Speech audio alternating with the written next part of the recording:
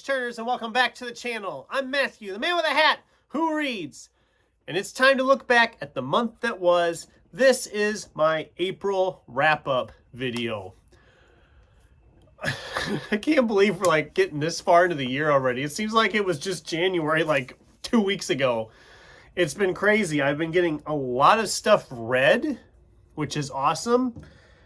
And I've been going through stuff and getting rid of some books I don't want anymore, which is always nice because I've always had that problem where I don't have room for anymore. And I think I said it in my most recent book haul video. I'm going to try to lay off buying books for the next month or so. I say that now, but we all know it's not going to happen. But I'm going to try to at least get through May without buying any more books. Like I said, that's the plan. It probably won't happen, but we're going to try it anyway. So enough about that. Let's talk about what we read in April. So some statistics first. I read 11 books in April, which is actually up one from last year in April when I only read 10. I had a lot of books planned for the month, but I think it just, some of these bogged me down longer than I would have hoped, but we'll get to that in a little bit. But it also puts me at 46 books for the year so far, which is up considerably from last year. It's up by 7 from last year when I only had 39 at the same point. And if you watched my recent May TBR video, you know I have a huge chunk of books I'm planning to read again this month. And as you're watching this, I will probably already have finished 2. I finished 1 yesterday already on the 1st. I'm filming this a few days before you're actually going to see it, so you know. And I started 1 today, and I'm already like halfway through it. I'm just devouring books. And some of the other ones are moving along really good. So hopefully I'll have another good month here this month as well and get me well enough ahead to roll in as we get into June on the range and all that other fun stuff. So as always, let's start with some library books by putting a little image over here. Okay. So I've found The Greatest Beer Run Ever by Chucky Donahue, and there was another author, I'm drawing a blank now. It'll be on the picture over here. But it's the true story about a guy who essentially snuck into Vietnam during the war to give his buddies that were fighting in the war a beer. True story. They did a movie of it last fall. I think Zac Efron was in the movie. It's on Apple TV Plus. If you have that, check it out. It's a very interesting story. And the book is really good as well. I gave it 4 stars. It does differ a little bit from the movie, especially in the second half of the movie and the book. And I know why they changed it. I guess they didn't think the book's second half was as interesting as what they could do with the movie. But that's Hollywood. What do you expect? And then there was J.M. Miro's Ordinary Monsters. This is a historical fantasy type novel. I think Sin's Book Nook read it, and she really liked it, and I thought it sounded really good, so I picked it up. It was a lot thicker than I expected it to be, and I liked it fine. There was a couple times it kind of slogged a little bit in places. I mean, I liked the concept. I mean, it felt like an 1800s set X-Men type story, which I'm there for. That's fun. I didn't love it. I liked it fine. I'm not saying it was a bad book or anything. I think if you are into that kind of stuff, you'll enjoy it. I didn't love it, but that's just me. So, matter of fact, I'm going to be saying that a lot this month because I had some disappointments this month. But we're going to start into them now, the ones I own that I read. So I started the month off with Guillermo del Toro and Chuck Hogan's The Hollow Ones. This is Volume 1 of the Blackwood tapes, and I have a feeling we're not going to see any more of this series because this book was published in 2020. Here we are now, 3 years later, and there isn't even a whisper of a sequel book, which I'm actually okay with because I did not like this at all. I loved when these two collaborated and wrote the Strain trilogy, which I'm planning to reread in October. But now I'm worried about if I'm not going to enjoy it because this book just didn't work for me at all. I mean, there's some demons and there's some weird stuff going on and there's possession stuff going on. It just as a whole, it just didn't work. It's not that thick. It's only like 350 pages. Not even 320 pages. It took me forever to finish this dang thing. It was just, I was struggling with this. I finally had to just like, okay, we're going to force ourselves to get this read or we're not going to get anything done. And yeah, it took me like a week to read this book, and that's pitiful. But at the same time as I was reading this, I was also working on a couple others. So, but I gave it 3 stars. I didn't love it. I think it was 3 stars. It was 2 or 3 stars, something like that. I didn't love it, but that's just me. But I was also working on Larry Correa's Monster Hunter International, and I've already done a review for this. You know my thoughts on this. I had an absolute blast with this book. I'm excited to try out the sequels as I get to them. Then we finished Neil Gaiman's Smoke and Mirrors. This is a short fiction collection. I'm rereading his short fiction collections one every 4 months this year, so this was for April. I'll have Fragile Things coming up in August, and then Trigger Warning in December. This was just as much fun as I remember it. Some of them are really strange. Some of them are a lot of fun.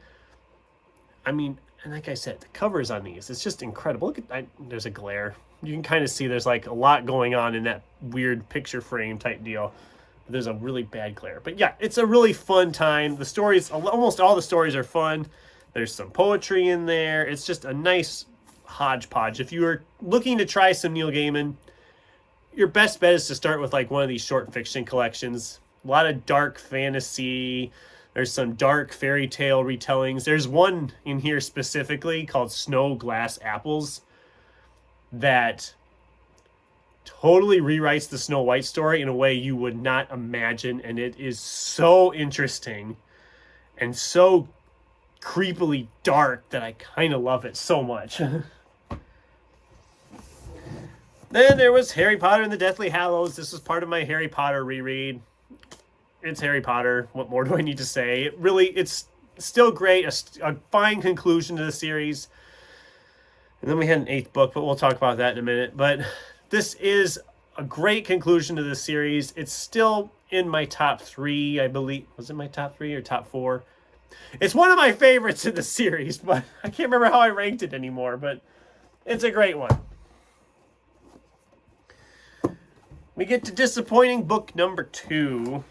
That just wasn't what I was expecting. This is Ada Hoffman's The Outside. I attempted to read this last year, a couple different months, and I never got to it. So I was really pushing myself to actually get to it this month, and it was okay. It's just very, what's the word I'm looking for? Dense. It's not like literally dense. It's like figuratively, it's dense. There's a lot. I was expecting some more sci-fi action, and I didn't really get that from this. This is more like thinking sci-fi, which is fine, but I wasn't in the mood for that, so it kind of was disappointing to me for an extent. I still gave it 3 stars. I didn't think it was awful. I just think I wasn't in the right frame of mind for it, and that might be part of the problem. But I had some issues with it.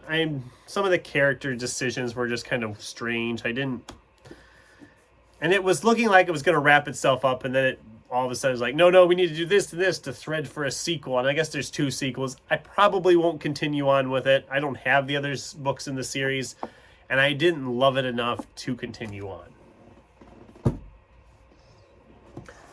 So after that, and plus another book that I haven't gotten to yet because it took me the whole month to read, I was really struggling. I needed something a little lighthearted, so I broke my TBR and picked up Simon Rich's Ant Farm. I read this in like 2 days.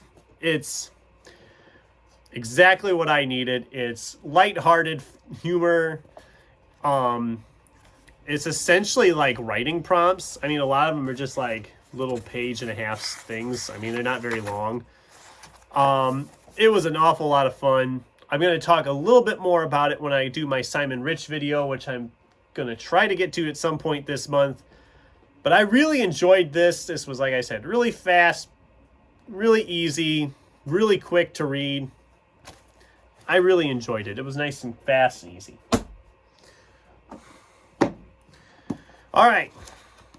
Then we have Justin Gastanis' Black Magic Woman. And I apologize already because I'm probably going to start ranting about this book. And I might drop some spoilers. So if you were wanting to read this book, that's your warning. I picked this up because I'd read the author before. I've enjoyed his Occult Crimes Unit novels, which, like I've said before, they're right up here behind me here somewhere. Yeah, I got my hands on it right there.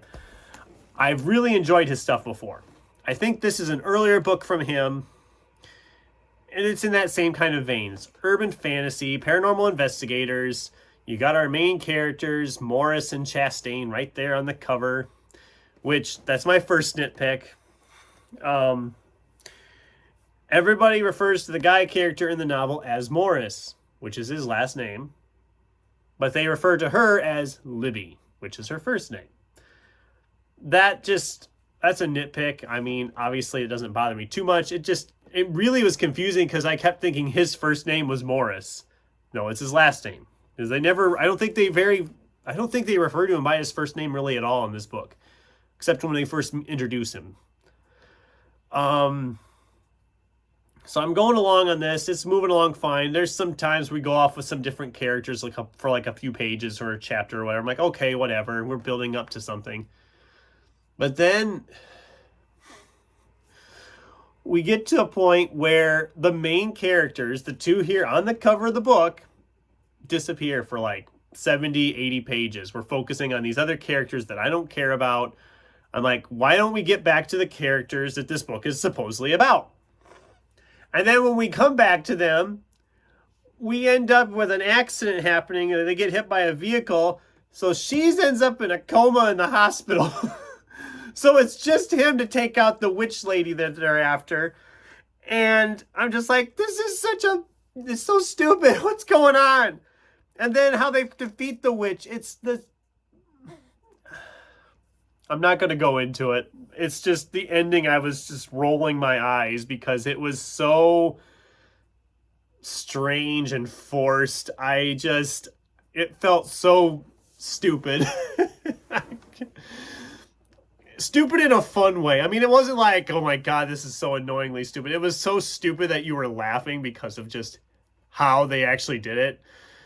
But again, similar to The Outside, I know there's sequels to this series, and I'm usually a big urban fantasy person, but I'm not going to continue on with this. Maybe the other books are better and we focus more on the characters that the series is named after and that the book is about, but it just did not... I was not overly impressed. I think I gave it 3 stars, so... I haven't been telling you ratings on all these anymore, have I? Oh, well. Okay, we're down to the last 2. This video is going longer because I got on a rant there. I apologize. And I could rant on this one, but I'm not going to. This is Harry Potter and the Cursed Child. This is the last book of the Harry Potter reread. I completed my Harry Potter reread. I think I was riding the nostalgia train when I read this the first time. 7 years ago, I think it was, when it came out.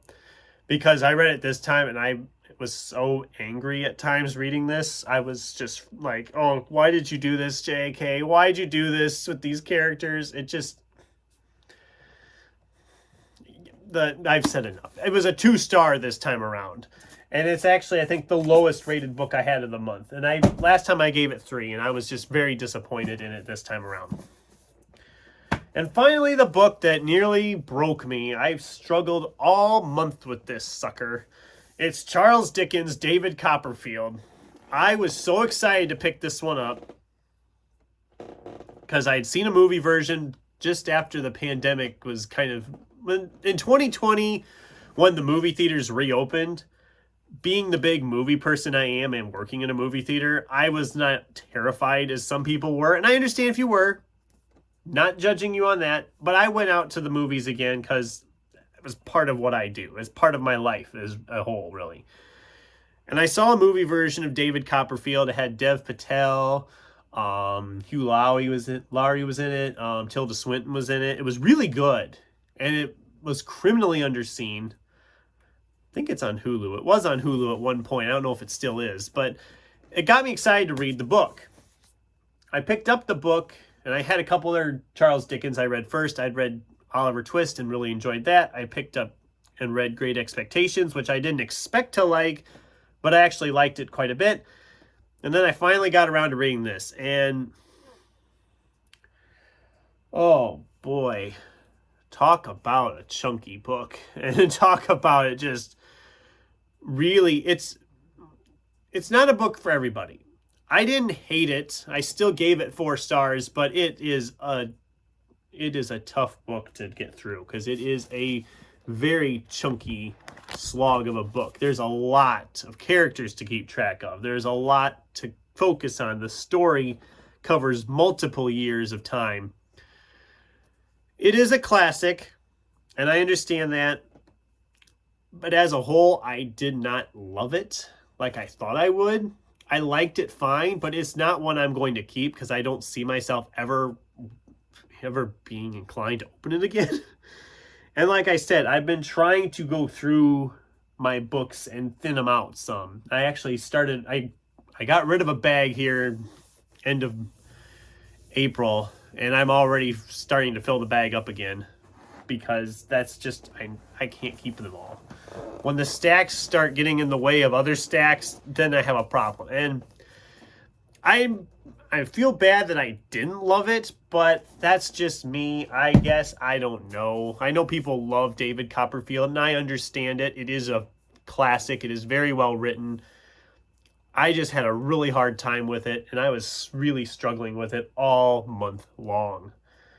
Like I said, between that, the Hollow Ones, the Outside, I mean, I was just really having a rough time with some of these books this month. But that's just it for me, I guess. That's my wrap up for the month of April. This video has already gone a lot longer than I expected to. So if you were looking for rants in the middle there, you got it. And that's what I read in April, I guess. So my question to you, what did you guys read in April? What was your favorite book you read in April? I'd love to get a discussion going with you in the comments down below. Thanks for watching, and until next time, keep turning pages.